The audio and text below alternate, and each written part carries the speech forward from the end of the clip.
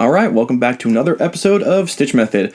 Today we're going to study the weird world of diminished chords and what they truly are, and where to play them, how to play them, and examples, kind of some short examples of where to put them in.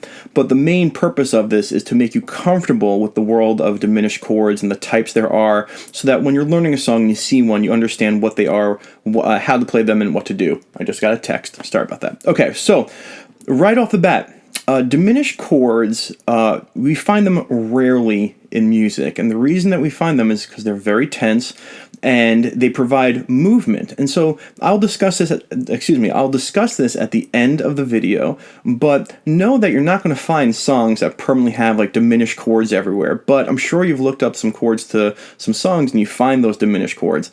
So right off the bat, we got to talk about there's two types of diminished chords. There's what's called half diminished and full diminished. And you're going to learn with absolute ease how to understand these. And really, I've kind of like hacked the guitar a little bit for you so that you only need to know how to get to these chords in two different ways. So let me just get started. Let me show you. The first thing we're going to do is we're going to load up let's say a D minor chord. Now this is according to the CAGED chord system. You want to click on my videos below if you haven't seen this. This is an A minor shaped chord on the 5th fret, okay? Regular 5-string minor chord. Okay, so what we have here is this is the minor D minor chord. Now, really quickly, I'm going to point to the intervals. It's important that you know the intervals of this chord if you really want to understand diminished. This is the root note here. That's the 1. The ring finger here is on the 5. The pinky is on another 1, it's an octave higher, and that middle finger is on the minor 3rd, and then your first finger on the high E string is on a 5, okay? So you have 1, 5, 1, flat 3 or minor 3rd, 5. And so this makes up a minor chord, a series of 1s, 3s, and 5s. And again, this is one shape that you want to play with, and you'll see why. Now, if we lift this pinky here, okay, we get a minor 7th chord. All right, so everybody just lift the pinky. And what a minor 7th chord is a 1, a flat 3, a 5, and a flat 7. And by picking this pinky up, we now have the note 2 frets down that G string, right there, 5th fret G string, which is the flat 7 compared to this root note. So now we've introduced that flat 7 of a minor 7th, flat 7. And so we have a 1, a flat 3, a 5, and a flat 7. Hence, this is called a minor 7th chord. Okay, we put a new note in. Okay, we've taken out a duplicate root note and put in a minor 7th. A flat 7 to make it a minor 7th chord. I swear it'll make sense. Now, the first diminished chord that you come across is known as a minor 7 flat 5. I'm sure all of you kind of have heard that. I don't know if you realize that is a type of diminished chord, but it is a minor 7 flat 5. But the answer to how to play this is in its name. It's a minor 7 with a flat 5. And if you remember from about 2 minutes ago, you have your 1 here and you have your 5 here. All right? Now, all we need to do is we need to flatten this 5 here. Now, we do have a 5 all the way on that high E string, but we're not going to play that, and I'll show you this. If you look at the frets, we have 5, 7, 5, 6. But we got to flatten this. We have a minor 7th, but we got to flat the 5. So we want to flat the 5 down 1 fret, and now we don't do what I'm doing now. Now you have the frets 5, 6, 5, 6, and you had to see how to move my hands. So if you look here, first finger plays 5, ring finger plays 6 on the D, middle finger plays 5 on the G, and the pinky plays the 6 on the B. We don't play the outer 2 strings, the E strings, and this is your first minor 7 flat 5. So let's get to there again using our knowledge of intervals. You have a minor chord, 1s, 3s, and 5s. Pick up the pinky, we now have a minor 7th chord, 1, flat 3, 5, flat 7. Now we got to flat the 5 for minor 7, flat 5. We got to change our fingers, 5, 6, 5, 6. Now, we have a minor 7 flat 5, which is also known as a half diminished chord. And a half diminished chord symbol is a circle with a slash through it, like you're taking a circle and slicing it into 2 halves. Half diminished. Now, so this would be a D minor 7 flat 5. Okay, now you can move this chord around. We will do that in a couple seconds, but we're not done yet. There's a second type of diminished chord known as a full diminished. Now, this middle finger, now you got to be playing it the way I'm playing it to see this. Okay, first finger is on the 1. Okay, ring fingers on that 6th fret of the G, that's the flat 5. the middle finger, which is on the 5th fret, sorry, yeah, okay, if I can actually speak and teach. First finger's on the A string, that's the 1. Ring finger is on the D string on the 6th fret, that's the flat 5. And your middle finger right here is on the 5th fret of the G string. That was our flat 7 of the minor 7th chord. But a full diminished is this chord where you double flat the 7. You got to take this note and flat it. Now, some of you who know music theory might say double flat 7, isn't that just a 6? Well, okay, you have a major 7, you have a flat 7, and then when you double flat it, yes, it does land on a 6, and the way that a diminished chord is described is a double flat 7, which is a 6th, but it is a double flat 7, but we got to take this flat 7 and doubly flat it. So this middle finger needs to come down a fret to the 4th fret. So how do we do that without breaking our fingers? Well, you take your middle finger and put it where your first finger was, okay, on the 5th fret, and your first finger now goes on the 4th fret of the G string. So you should have frets from the A string 5, 6, 4, 6, 5, 6, 4, 6. Now this is a full diminished chord, a 1, a flat 5, a double flat 7, and a flat 3. And all this can come to you if you know a minor chord. So let's do it again, okay? Let's wipe the slate clean, and let's get a minor chord. The A minor chord shape is all you need for this one. We're going to do 2 of them, and the second one is, I'll show you, blow your mind hopefully. All right, so we have this minor chord, and we lift the pinky here. We now have a minor 7th. Now, we need a minor 7 flat 5. We need to flat this guy. That's where we kind of regroup our fingers. 5, 6, 5, 6. That's a minor 7 flat 5. Now we need a full diminish. We got to take this note and flatten it. So we switcheroo. Middle finger goes to where our first finger was, and our index finger comes down 1 fret on the G string, the 4th fret. This is a full diminished. So you have minor 7, minor 7 flat 5, then a full diminished. And you can do this everywhere. That was D. Let's move it up to the 8th fret, okay? This is an F, so this is an F minor.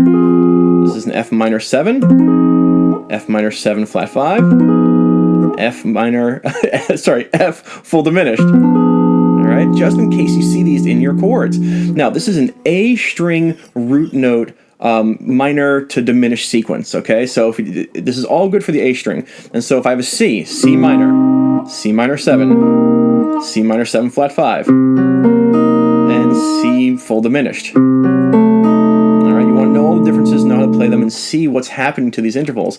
I will have a chart available for you to show you how these things get changed. In case you want it, in case you're a visual learner, I'll put a chart up for you, and you can help support Stitch Method if you like. Now, the other shape I want to show you, which is really cool, and you'll see why in a couple seconds, is because, well, first, not because, you first need to be familiar with a D minor chord shape, okay? This is from, again, my CAGED chord videos. You can check them out below, like I said. But I want you to get comfortable with this shape. This shape is actually kind of comfortable, but I want you to know it. Now, what we're going to do is we're going to root on the D string here. And I'm going to keep this on the 5th fret, okay? Now, I'm going to show you another sequence of diminished chords. Your first finger's on the 5th fret. Ring finger goes to the 7th fret of the G. Pinky goes to the 8th fret of the B. And the middle finger goes on the 6th fret of the high E. So you should have this chord. Okay, let's do the same exact thing we did for the A string root note, but we're going to do it for the D string root note. And when we do this, magic happens, okay? So we have the 1 where your first finger is, that's your root note. The 5 is where these are the intervals. The 5 is where your ring finger is. You have another 1 where your pinky is, and your middle finger is on the flat 3. So this is a minor chord, and this note here is a G, okay? So this is a G minor chord. Now, the first thing we want to do is we want to say, okay, G minor. Now we want to play a G minor 7th, okay? Because we want to add that 7th degree in. And so, well, how do we do that? Well, there's a root note, okay? And the flat 7 we need to add to this chord is 2 frets behind. So we got to change that 8th fret of the B string down to the 6th fret. And our fingers got to change. So watch how you play this, okay? There it is there, and I'll go over it. But there's the original chord. Everything's going to stay the same except for this note here.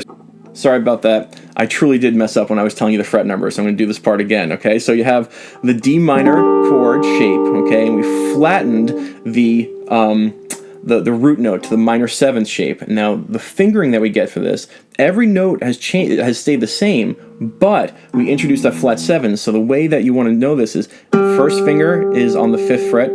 That's the root note. Your pinky of the D string, your pinky is on the G string 7th fret, okay? And then your middle finger's on the 6th fret of the B, and your ring finger's on the 6th fret of the B. The this is a minor 7th chord. This is a G minor 7. And so I have a G minor chord in the D minor shape. Sorry if I can play guitar. And then I'm going to change that to the minor 7th chord. Now we're going to start getting into diminished land with the half diminished, the minor 7 flat 5. All right, this pinky here, this pinky right there, is the flat 5, so we got to flatten that. That's on the 7th fret, it's got to come down to the 6th fret, so we get this nice comfortable chord. Index finger still is on the root note, and then you can bar your ring finger across the 6th fret of the G, B, and D. And that's your minor 7 flat 5 chord. This would be a G minor, a G minor 7, a G minor 7 flat 5. And what's really cool is now we got to get the full diminished. Now if you remember, that B string root note, again, I'll have a chart for this. The B string root note is your 7, and your flat 7, and we got to double flat it. All right, so that's got to come down, and it's like, what? And so we have the frets 5, 6, 6, 6. And so what we need to do is make it 5, 6, 5, 6. We got to flat that note. And so you get this comfortable shape, 5 with the index on the D, ring finger 6 on the G, middle finger 5 on the B, and pinky 6 on the high E. And that's your full diminished chord. All right, so the sequence again: minor, minor 7th, minor 7 flat 5, and full diminished. Now, an interesting fun fact about this chord shape. By the way, actually, before we get to the interesting fact, let's just do it in a different place so you can see it, okay? Let's go up here. This would be a B, all right? And so now we have a B minor chord. That's a D minor shaped chord. We're going to go to the minor 7th shape, to the minor 7 flat 5, to the full diminished. All right? And so those are all some sort of B minor diminished chords. So we have minor, minor 7th, minor 7 flat 5, sorry, minor, minor 7th, minor 7 flat 5, full diminished. All right, now, there's something really cool about this chord shape. The idea behind this chord shape and what makes this the most popular chord shape there is for a full diminished chord is that every single one of these notes when you're playing this becomes a root note. Now, I made a video clip to show you this. Hopefully it makes sense. Okay, so this shape having, even though we thought of this as the root note, really all of these notes becomes the root note. So check this little clip I made out.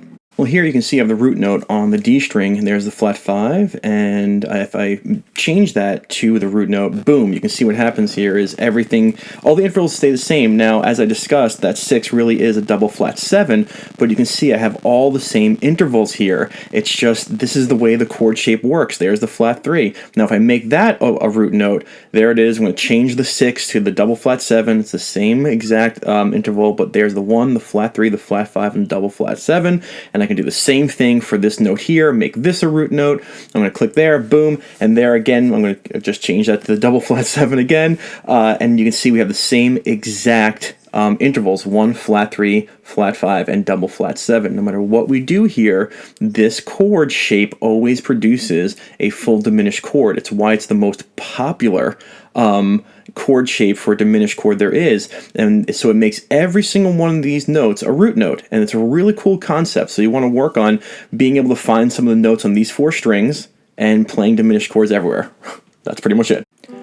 Hey, I almost forgot something very important. When I'm talking about this chord shape, the full diminished that was rooted on the D string, each one of these becomes a root note, like I just said. But I want to show you what that means. This note here is a G. This is a G diminished. This note here, with the ring finger, is a C sharp. This is also a C sharp diminished. Where this note is, this middle finger, that is an E. That's an E diminished. This pinky's on a B flat. This is a B flat diminished. So this is 4 diminished chords, okay? So it's a very powerful tool. Now, if I just did this, okay, well, what chords do we have? I'm just showing you here. This first finger's on an F. Oh my God, it's on a G sharp. This is a G sharp diminished. Ring finger is on a C. This is a C diminished. Middle finger's on the F. F diminished. Pinky's on a B. B diminished. Okay, so you can choose, like, say I need a G diminished chord. Well, okay, I can put my pinky right here in the 3rd fret. That's a G diminished. Okay, how about that middle finger? Where can I make a G? Well, I know it's a G on the B string up here, so if I can move my middle finger here, That's a G diminished. And let's say the ring finger. Let me find the G here. The G is going to be right here on the 12th fret. That's the G diminished, and so on. So each finger can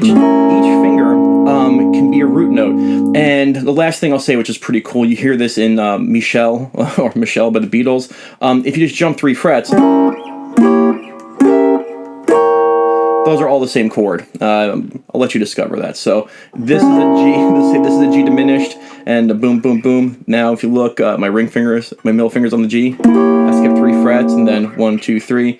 And now my ring finger is on the G. That's a G diminished, and so on. So you can skip this chord shape 3 frets and still get the same chord. And you hear that in a lot of music. The music moves, but the actual chord stays the same. All right, so I just wanted to patch this in because I totally forgot to mention that. And so that's what makes this little chord shape very exciting. Back to my original video where I'm going to start talking from someplace. All right, bye. All right, did that make sense? All right, so now the reason I showed you this is if you know your A string, minor 7th, minor 7 flat 5, and diminished, and your D string, minor 7, minor 7 flat 5, and full diminished, you have access to pretty much every sort of diminished chord you need. Are there more diminished chord shapes on the guitar? Absolutely. But think about it. You have one that's rooted on the A string, and you have, with this shape here, you have one that's rooted on the D string, the G string, the B string, and the E string, no matter what. So wherever you are, you can kind of find these chords with these two shapes, either this full diminished or this full diminished. Now, and when it comes to full diminished, this shape, again, very versatile, but the minor 7s and the flat 5s, those guys only work dependent on those root notes. You can do that trick, the minor 7 flat 5 trick, with any other chord shape you know, and you should try that out. Now, just a quick thing. Where do diminished chords go? It's a great question, and to be honest, they can go anywhere you want. But the idea you want to make sure that you understand is that they create movement. You don't really sit on them a lot. Two examples I'll show you is they usually go back. They go on the flat 5 of your progression, and they usually go back to a 1. There's a very famous country progression that's G da da da da to the D, and then G7, and then a C, and then a C sharp diminished, and then back to G, and then D, G. And it's usually in place of a flat 5 chord where you think you're going to put a 5 chord, but you create a little tension. Ooh. And then you put the 5 chord, if I can play chords correctly. And you can see this in The Deal by Jerry Garcia.